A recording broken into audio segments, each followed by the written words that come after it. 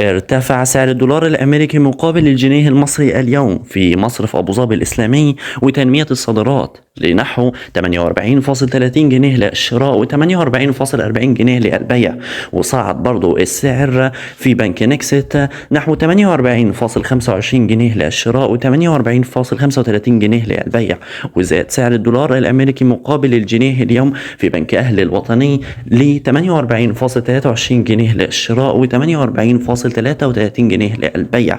ووصل في بنك ميد بنك ل 48.20 للشراء و48.30 للبيع. وفي البنك التنمية الصناعية والعربي الإفريقي والشركة المصرفية الدولية 48.19 جنيه للشراء و48.29 جنيه للبيع. وفي العقاري المصري العربي وقطر الوطني والتعمير والإسكان والمصرف المتحد وقناة السويس وأبو ظبي الأول واتش اس بي سي والمصرف العربي وفيصل الإسلامي والتجاري الدولي سي اي بي والأهلي المتحد وأبو ظبي التجاري وكريدي أجريكول وبنك البركة كلهم 48.18 جنيه للشراء و48.28 جنيه للبيع.